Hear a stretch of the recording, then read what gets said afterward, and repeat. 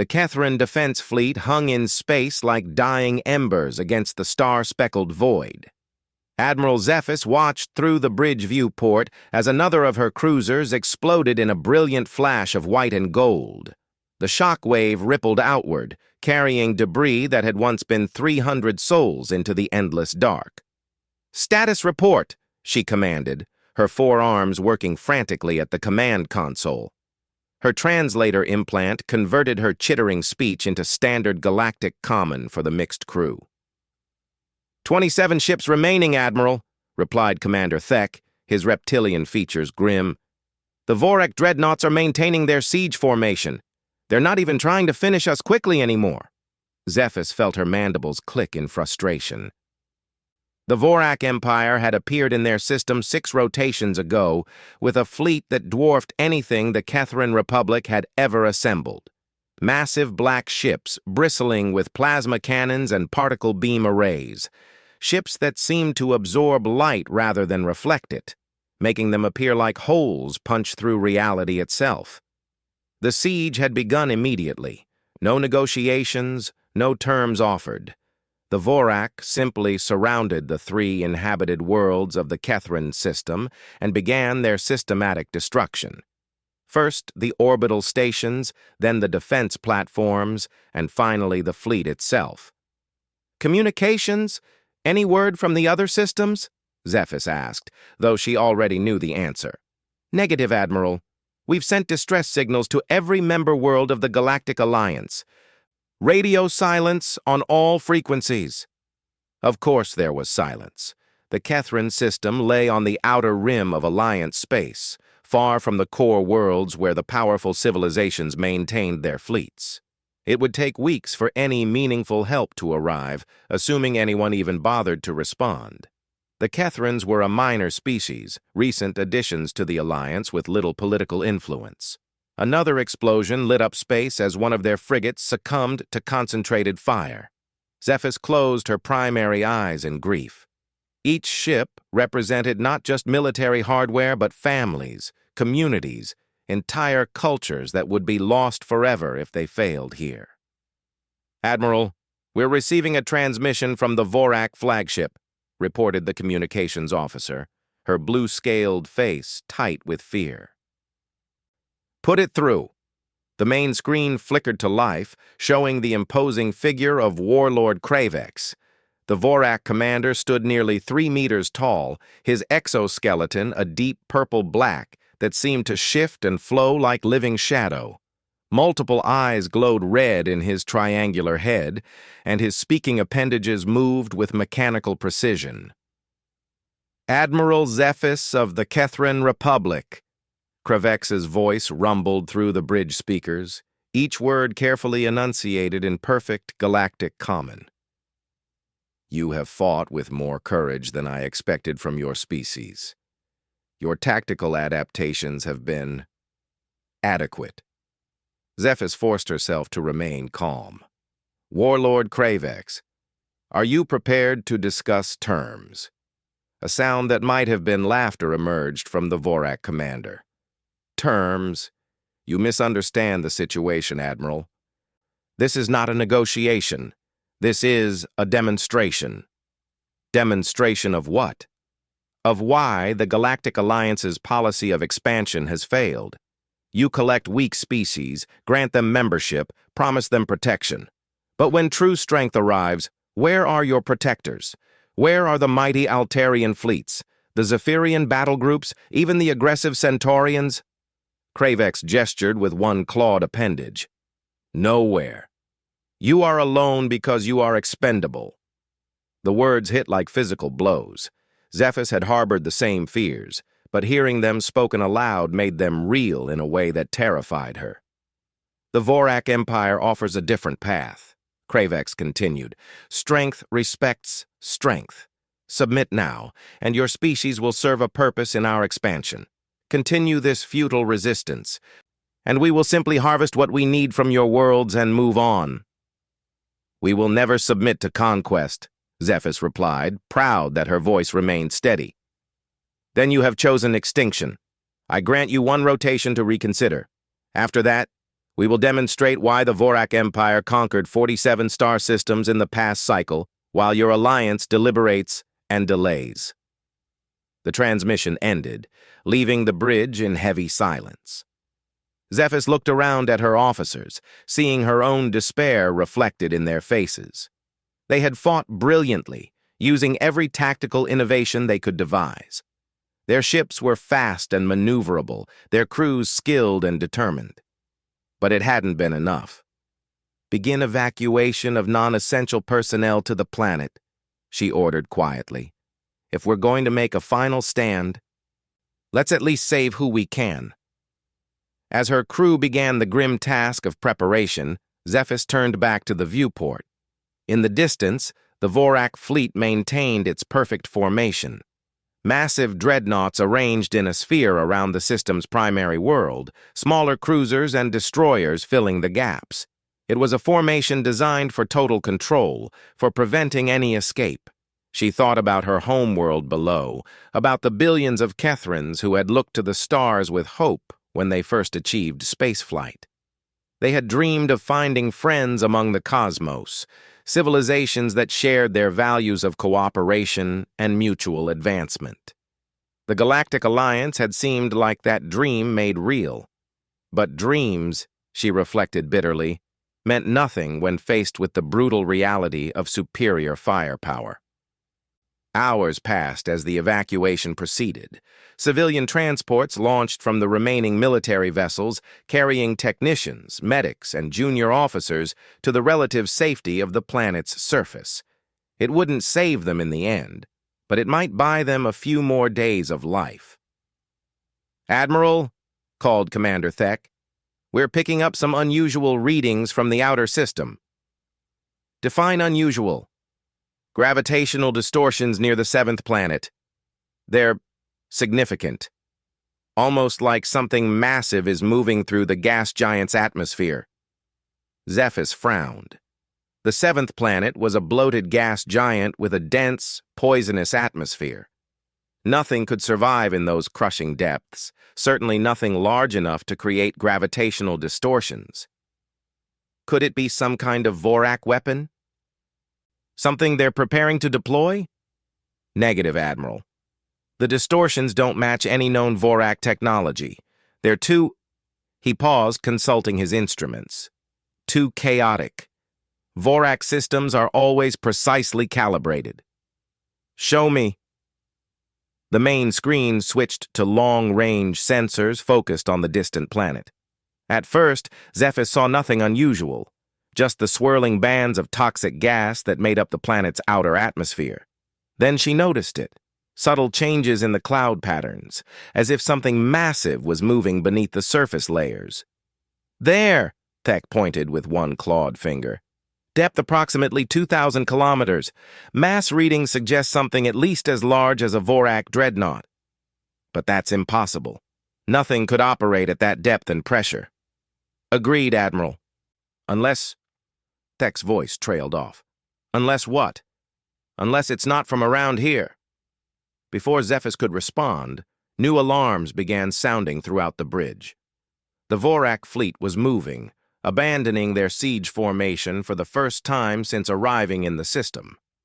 Dreadnoughts that had remained motionless for days suddenly came alive, their engines burning bright against the darkness. "They're moving toward the 7th planet," reported the sensor operator. "All ships, full combat formation." Zephys felt a chill run through her exoskeleton. If the Vorak were concerned enough to break their siege, whatever was in that gas giant represented something significant. But what could possibly worry an empire that had conquered 47 star systems? "Admiral, the gravitational distortions are intensifying. Whatever's down there, it's rising toward the surface." On the screen, the gas giant's atmosphere began to churn more violently. Great storms formed and dissipated in minutes, their patterns suggesting something was approaching from the deep layers where pressure could crush battleships like empty shells. The Vorak fleet reached the planet and deployed in a defensive formation, weapons powered and targeting systems active. Zephys had never seen them display such caution before. During their siege of the Kethrin system, they had moved with absolute confidence, certain of their superiority. "Admiral," the communications officer called out, "we're receiving multiple signals from the gas giant. They're not Vorak transmission patterns. Can you decode them?" "Working on it now. They appear to be some kind of low-frequency bursts. Very powerful. The transmission source is—" She paused, checking her readings again. "Massive. Whatever's sending these signals is at least the size of a space station."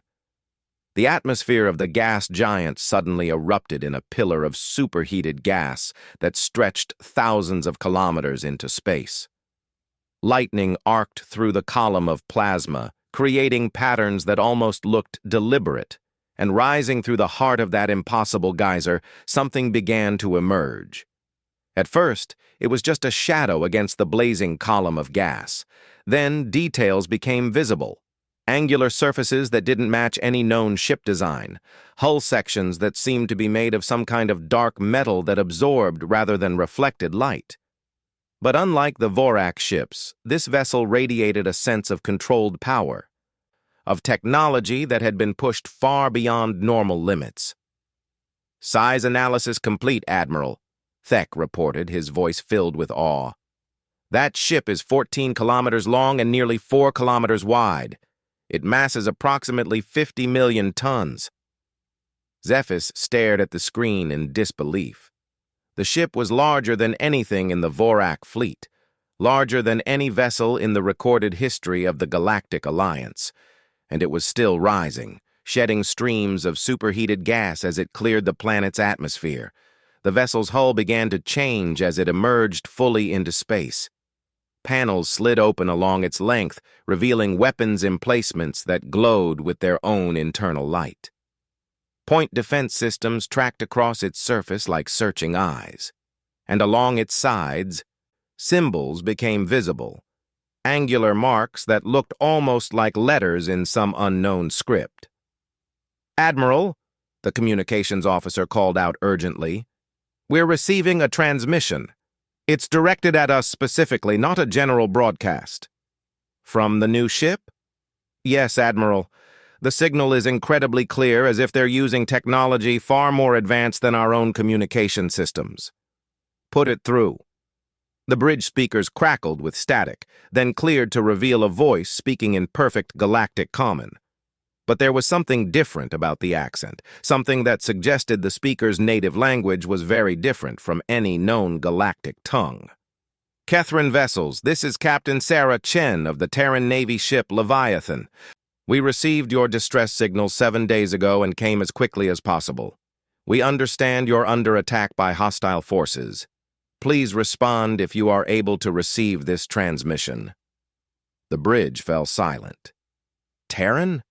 No species by that name existed in the galactic database, and the ship had somehow traveled to their system in 7 days, which should have been impossible given their location on the galactic rim. "Admiral," Thek whispered, "should we respond?" Before Zephys could answer, the Vorak fleet opened fire on the massive newcomer. Plasma beams and particle cannons lit up space as dozens of warships concentrated their fire on the unknown vessel. The attack was so intense that it briefly outshone the system's star. When the glare faded, the ship called Leviathan hung in space, completely undamaged. Its hull showed no signs of the devastating attack, as if the most powerful weapons in the Vorak arsenal had simply been absorbed or deflected. "Kethrin Admiral," the human voice continued calmly, as if the massive attack hadn't even registered. "We're detecting signs of technological and tactics that suggest you've been engaged in defensive operations against a superior force. We're prepared to render assistance if you'll accept it." Zephys looked around her bridge at the faces of her crew. Hope was beginning to replace despair in their expressions. Whatever these Terrans were, they had technology that made the mighty Vorak Empire's weapons useless. "Open a channel," she ordered. "This is Admiral Zephys of the Kethrin Republic Defense Fleet. Captain Chen, we didn't know your species existed." How did you receive our distress signal? That's a longer conversation, Admiral. Right now, we need to focus on the immediate tactical situation. We're reading approximately 60 hostile vessels in your system, with concentrated firepower significantly exceeding your defensive capabilities. Is this assessment correct? Yes, Captain. The Vorak Empire arrived 6 days ago and began siege operations immediately. We've lost over half our fleet. Understood. Admiral, we're going to need you to pull your remaining ships back to a safe distance. We'll handle the hostile fleet. Zephys felt her mandibles click in confusion. Captain, with respect, you have one ship. The Vorak fleet consists of 17 dreadnoughts and over 40 support vessels. Admiral, Captain Chen's voice carried a note of what might have been amusement.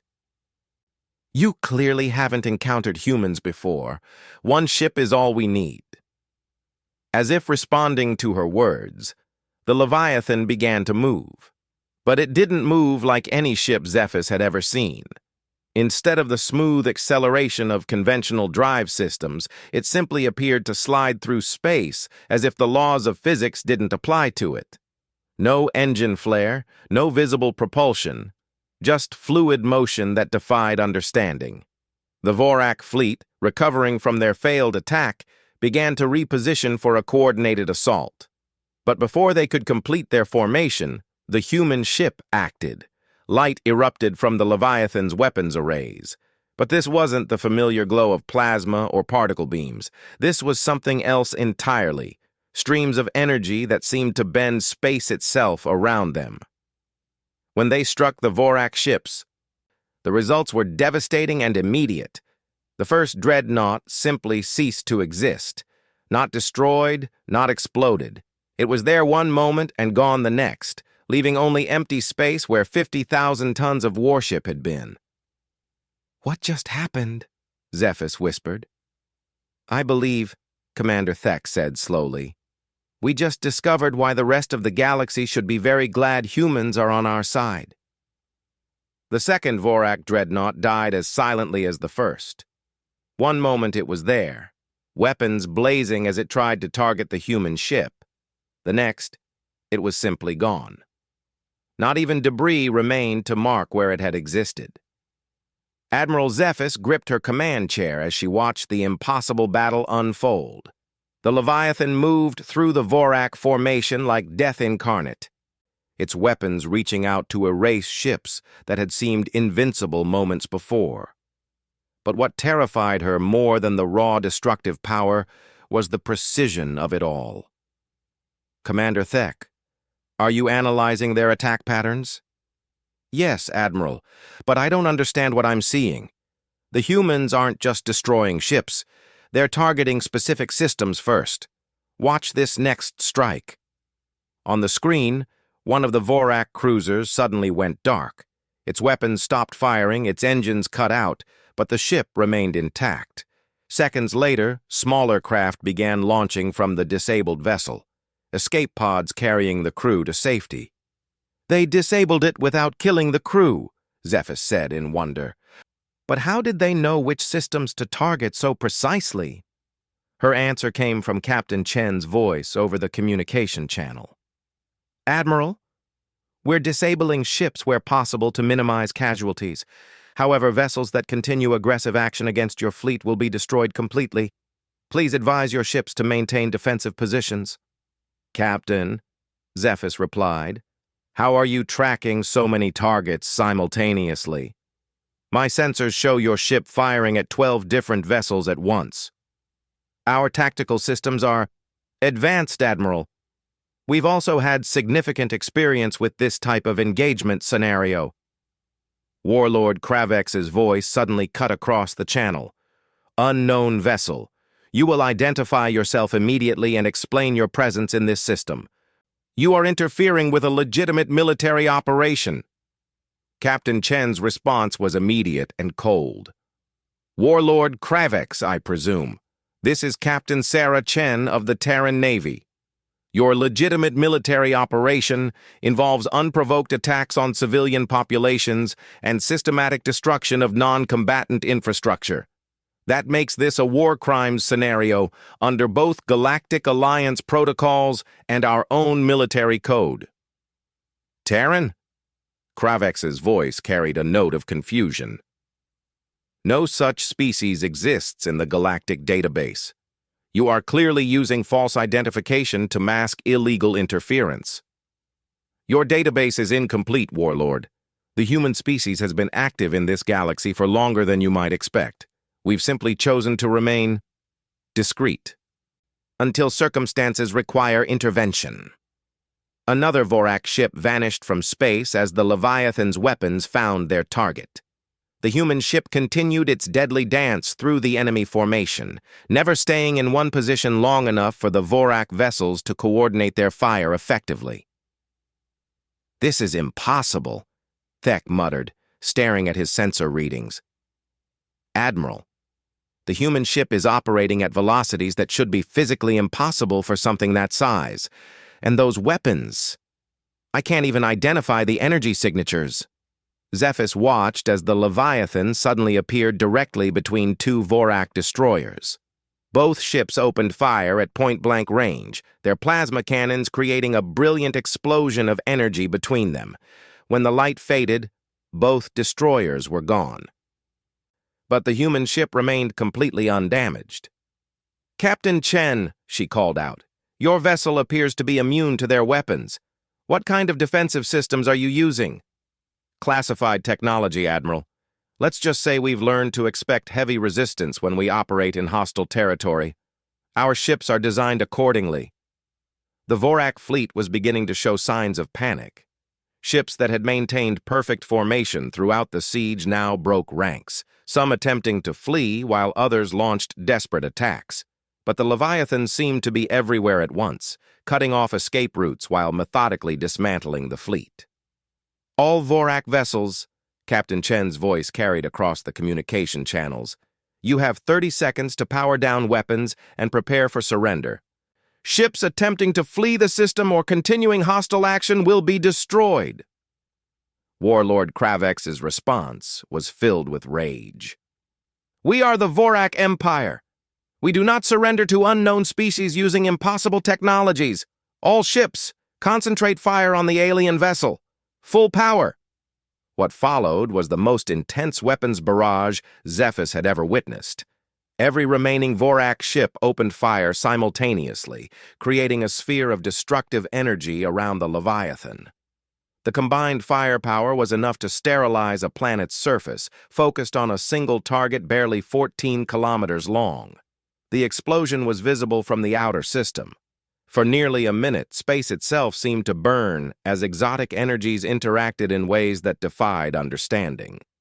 When the light finally faded, Zephys expected to see empty space where the human ship had been.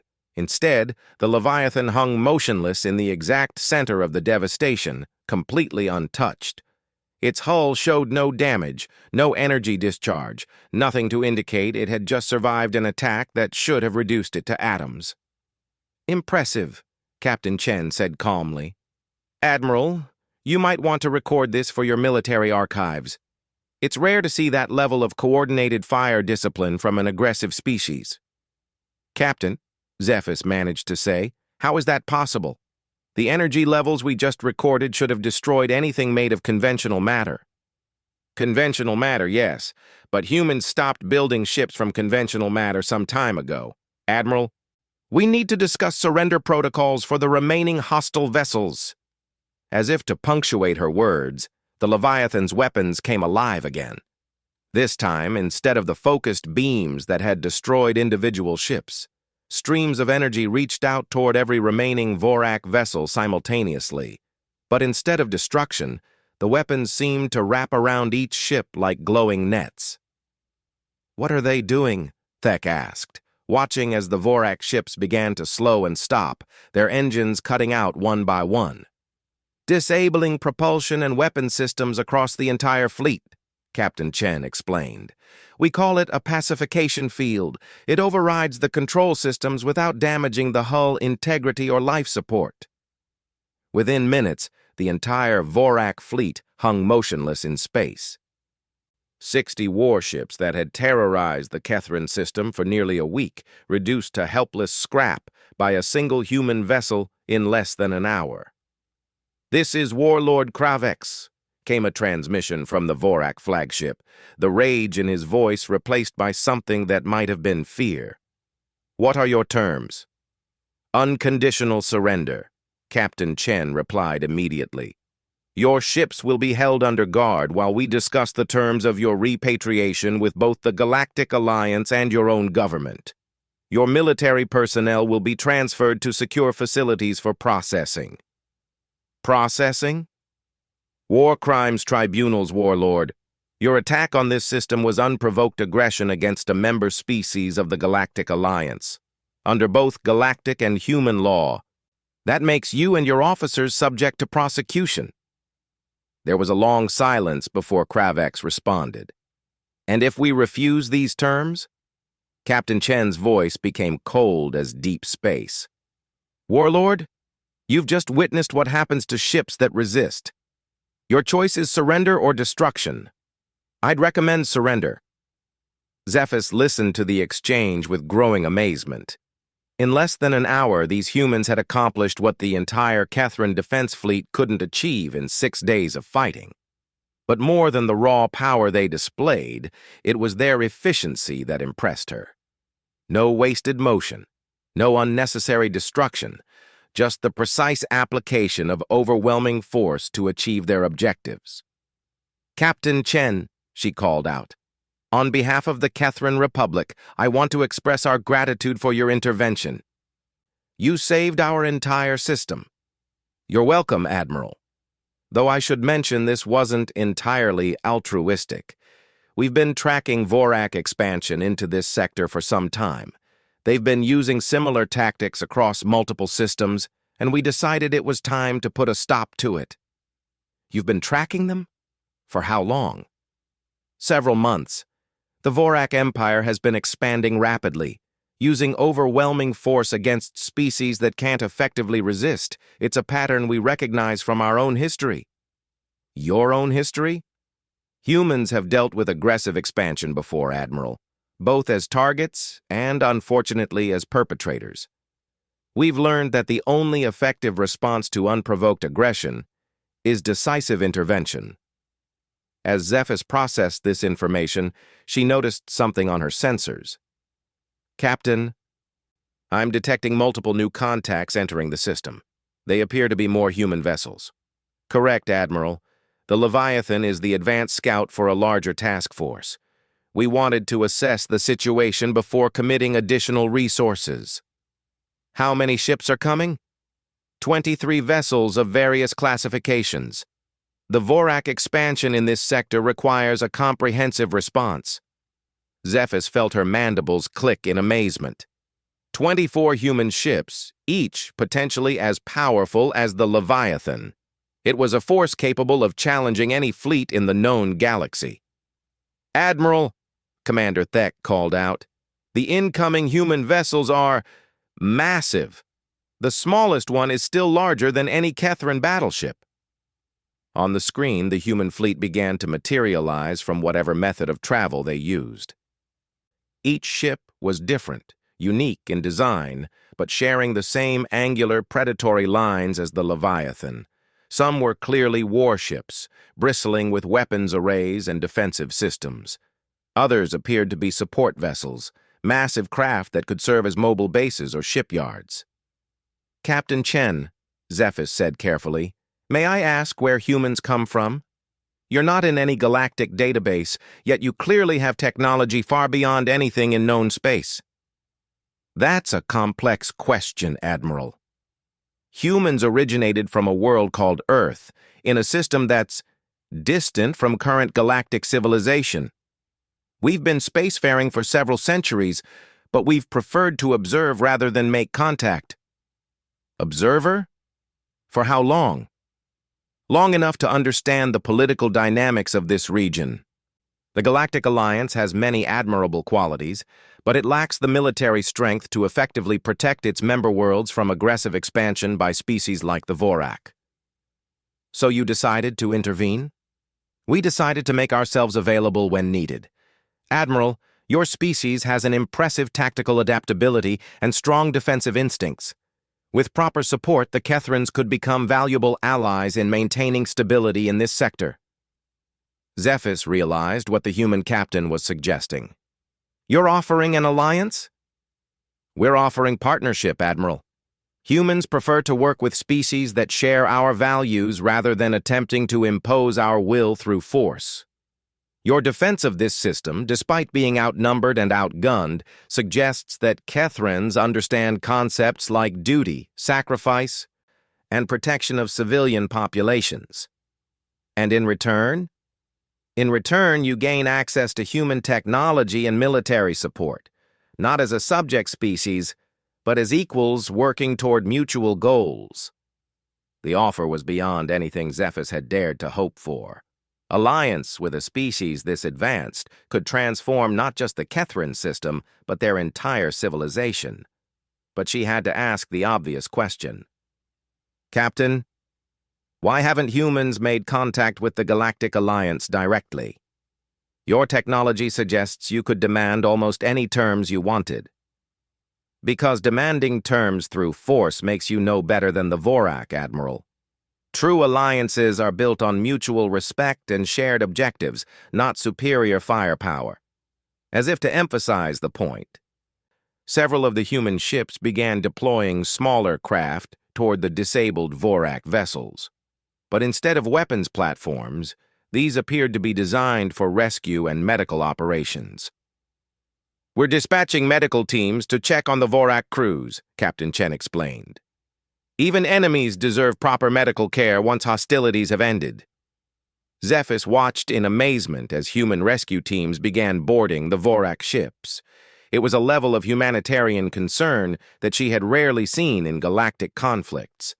Most species, once they had achieved victory, focused on exploitation rather than care for their defeated enemies. Admiral, Thek said quietly, I'm receiving telemetry from the human medical teams. They're not just providing medical care, they're actually repairing critical life support systems on the damaged Vorak ships. They're saving the lives of enemies who were trying to kill them an hour ago. It appears so, Admiral.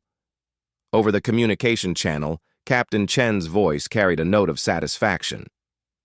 Admiral, the immediate tactical situation has been resolved. All Vorak personnel are secure and receiving medical attention. The threat to your system has been neutralized. Captain, we don't know how to thank you. No thanks necessary, Admiral. But we would like to discuss long-term arrangements for sector security. Are you willing to consider expanded cooperation between our species? Zephys looked around her bridge at the faces of her crew. The despair that had filled them hours before had been replaced by hope, but also by awe. They had just witnessed power beyond their comprehension, wielded with precision and restraint that suggested a level of military sophistication that dwarfed their own. Captain Chen, she said finally, the Kethran Republic would be honored to discuss alliance with humanity, though I suspect we have a great deal to learn about who you really are. That's a conversation for another time, Admiral. Right now, we need to secure this system and make sure the Vorak don't attempt any further expansion in this direction. Understood, Captain. What do you need from us? For now, just cooperation. Admiral, I think you're going to discover that humans make very reliable allies, and very dangerous enemies for those who threaten our friends. As the human fleet settled into patrol positions around the Kethran system, Zephys realized that everything had just changed, not just for her people, but for this entire region of space. The humans had arrived, and nothing would ever be the same. 3 days after the battle, Admiral Zephys stood in the conference room aboard the human ship Leviathan, still struggling to process everything she had learned. The chamber itself was unlike anything in her experience. Walls that seemed to be made of some kind of living metal, displays that appeared in mid-air without any visible projection source, and gravity that felt somehow more natural than what her own ships generated. Captain Sarah Chen sat across from her, reviewing data streams that flowed through holographic displays only she could apparently see. The human commander was smaller than most sentient species, built along lines that suggested speed and agility rather than brute strength. But after witnessing what her ship could do, Zephys had learned not to judge by physical appearances. The Vorak prisoners have been transferred to the detention facility on your primary moon, Captain Chen reported. Our medical teams have completed their care, and I'm pleased to report 0 casualties among their personnel despite the intensity of the engagement. Captain, I have to ask, how did you disable their entire fleet without killing anyone? The firepower displays we recorded should have been lethal. Chen smiled, an expression that Zephys had learned indicated human satisfaction. We've had a long time to perfect non-lethal force projection, Admiral. Humans learned early in our spacefaring history that destroying your enemies completely tends to create more enemies in the long run. It's more efficient to demonstrate superior capability and then offer reasonable terms. But the weapons that destroyed their dreadnoughts were targeted at ships whose crews had already evacuated to escape pods. We tracked every life sign throughout the engagement. No Vorak personnel were aboard the vessels that were completely destroyed. Zephys felt her mandibles click in amazement. The precision required for that level of tactical control was beyond anything she had imagined possible. How did you coordinate that many targets simultaneously? Artificial intelligence assistance combined with extensive training scenarios. Admiral, humans have been preparing for large-scale space combat for longer than most species have had interstellar travel. How long? Captain Chen paused, consulting one of her invisible displays. Approximately 400 standard years, though we've been observing galactic civilization for only about half that time. 400 years? But that means humans achieved spaceflight before most Alliance member species. Correct, though our development path was unique. Before Zephys could ask for clarification, Commander Thek's voice came through her personal communicator. Admiral, we're receiving multiple priority transmissions from Alliance Command. They're requesting immediate situation reports. Put me through to Captain Chen's communication system, Zephys replied. I suspect the Alliance is going to want to speak with our new allies as well. Moments later, the conference room's main display activated, showing the dignified features of High Admiral Corvain of the Altarian Federation. The tall, crystalline being's usual composure seemed somewhat strained as he looked around the unfamiliar human bridge environment. Admiral Zephys, we received reports of a massive engagement in your system. Our long-range sensors detected energy signatures unlike anything in our databases. Please report your status immediately. High Admiral, the Kethrin system is secure. The Vorak invasion fleet has been neutralized and their personnel taken into custody. We received assistance from an allied fleet. Allied fleet? Admiral, no Alliance vessels were dispatched to your location. The nearest battle group is still 6 days out. Captain Chen leaned forward slightly. Hi, Admiral Corvain. I am Captain Sarah Chen of the Terran Navy. Our forces responded to the Kethrin distress signal and provided tactical support against the Vorak aggression. Corvain's crystalline features shifted in what Zephys recognized as confusion. Terran? Captain, there is no species by that designation in Alliance records. Please clarify your chain of command. We operate independently of Alliance command structure, High Admiral. Though we certainly respect Alliance territorial sovereignty and legal frameworks. That's impossible. All spacefaring species in this sector are Alliance members or documented non-aligned civilizations. Where do humans come from? Chen's expression became carefully neutral. High Admiral, humans originate from a system approximately 800 light-years from here. We've been monitoring galactic affairs, but have chosen not to make formal contact until circumstances required intervention. 800 light-years? Corvain's voice carried disbelief. Captain, there are no habitable systems in that region. Our surveys have been extensive. Your surveys haven't been quite extensive enough, High Admiral. Zephys watched the exchange with fascination. She was seeing first contact between two major powers, and the implications were staggering. If humans had been operating independently for 4 centuries, what did that mean for galactic politics? Captain Chen, Corvain continued, you'll understand that the Alliance must verify these claims. We'll need to discuss formal diplomatic protocols. Of course. High Admiral. Though I should mention that this intervention wasn't entirely unilateral, we've been tracking Vorak expansion patterns for several months. Their tactics represent a significant threat to civilian populations throughout this sector. Are you suggesting the Alliance cannot handle internal security matters? Chen's tone remained diplomatic but firm. I'm suggesting that the Alliance has been consistently unable to prevent Vorak aggression due to political constraints and inadequate force projection in border regions. The attack on the Kethran system was the latest in a series of unprovoked invasions. Latest in a series? Zephys interrupted. How many systems have the Vorak attacked? 17 in the past standard year, Chen replied. All of them outer rim systems with limited political influence in alliance councils. The pattern suggests systematic targeting of worlds that can't effectively demand alliance protection. High Admiral Corvain's crystalline form flickered with what Zephys knew was agitation.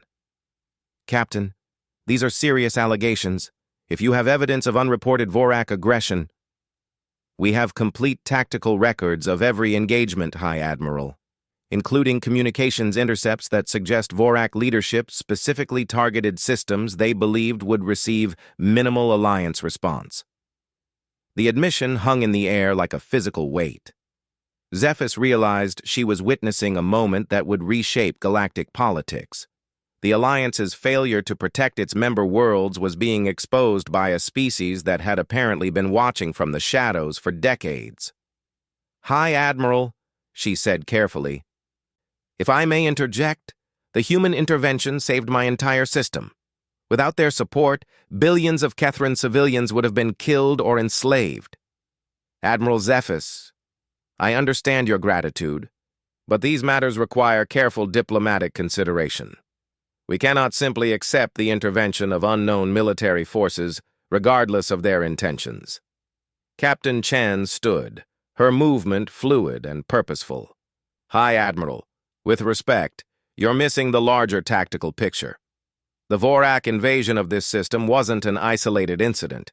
It was a probing attack designed to test Alliance response capabilities.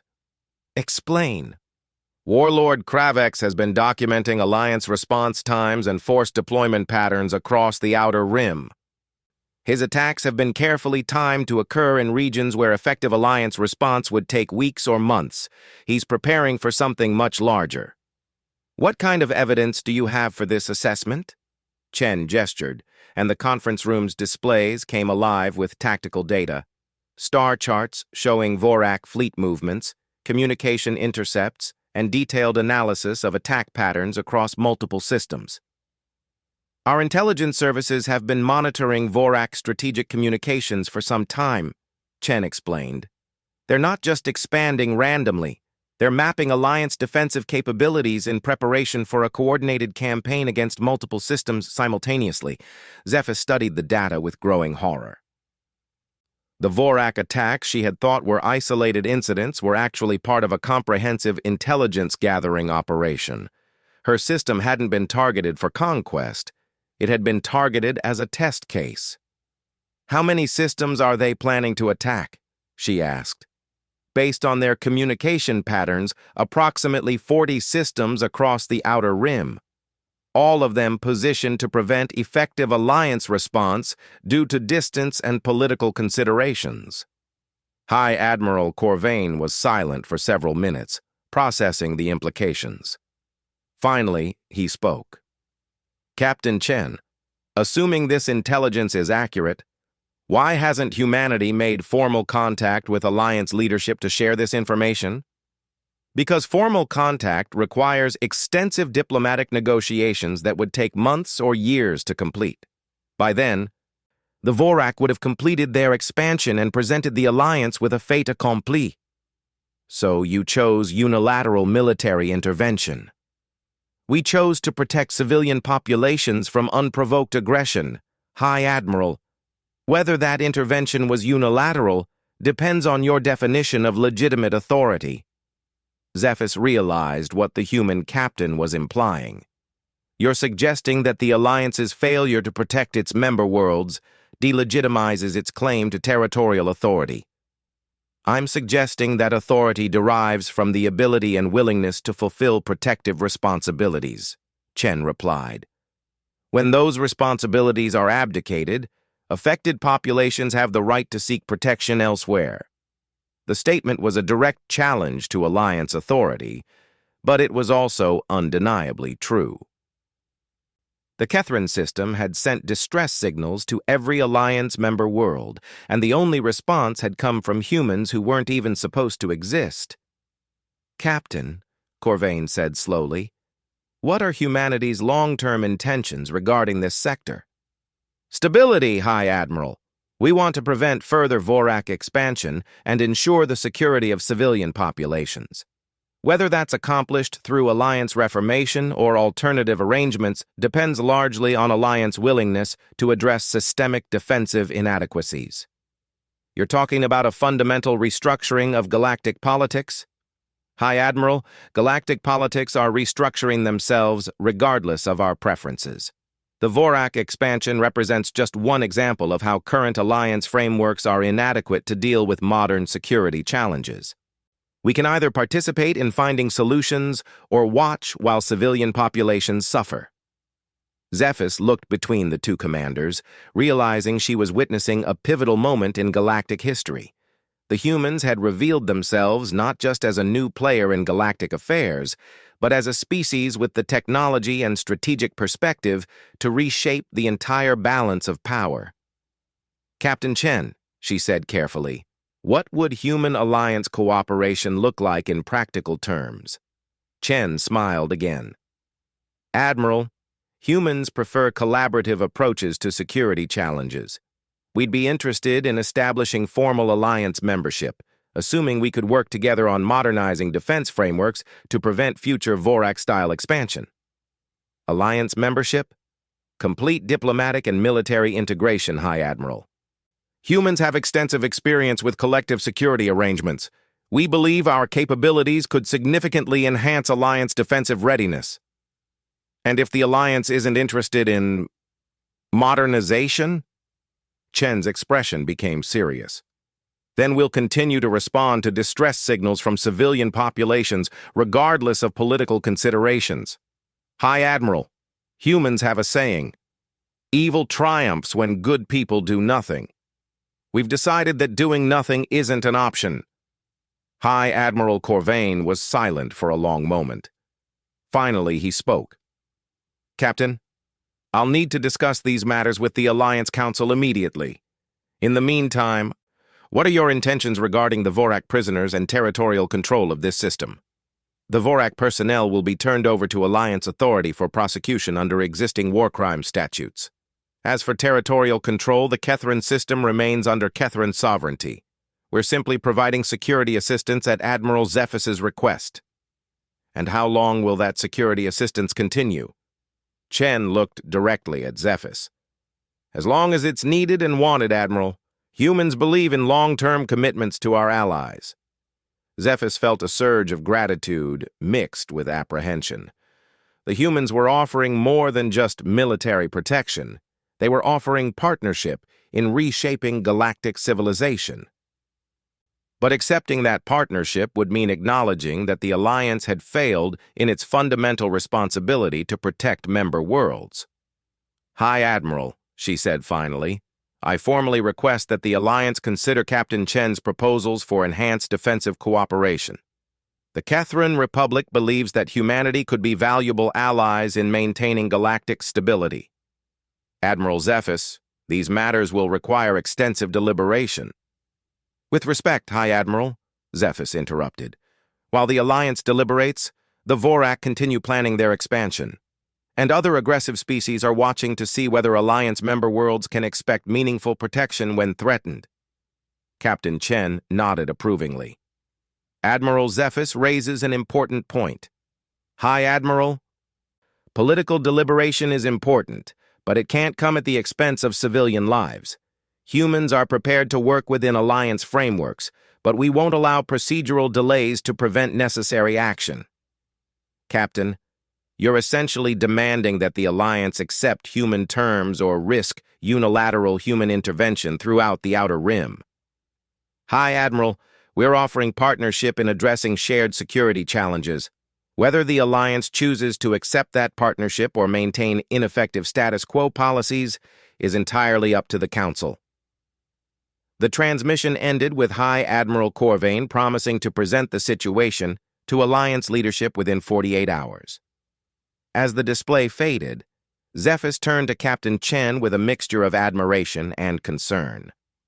Captain, you've essentially forced the Alliance to either accept human integration or admit that they can't protect member worlds.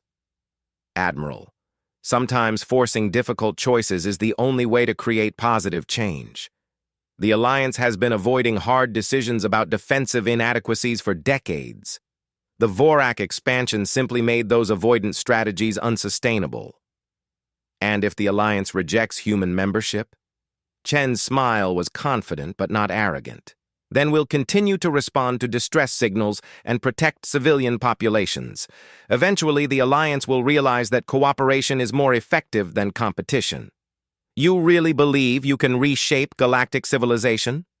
Admiral, humans have been reshaping civilizations for our entire history, usually the hard way. We prefer the cooperative approach, but we're prepared for either outcome. Zephys looked out through the conference room's viewport at the human fleet maintaining patrol positions around her system. 24 ships that represented more military power than most star systems had ever seen, commanded by a species that seemed to view galactic politics as simply another problem to be solved through proper application of superior capabilities.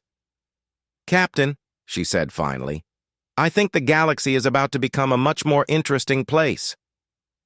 Admiral, Chen replied, humans have always believed that interesting times are the best times to build lasting alliances. As Zephys prepared to return to her own ship to brief her government on the new realities of galactic politics, she reflected on how completely everything had changed in just 3 days. The Kethran Republic had gone from facing extinction to being offered partnership with what appeared to be the most advanced military force in known space. But more than that, humanity's arrival represented something unprecedented in galactic history, a species powerful enough to enforce their will, but choosing instead to offer cooperation. Whether the Alliance would be wise enough to accept that cooperation remained to be seen. One thing was certain.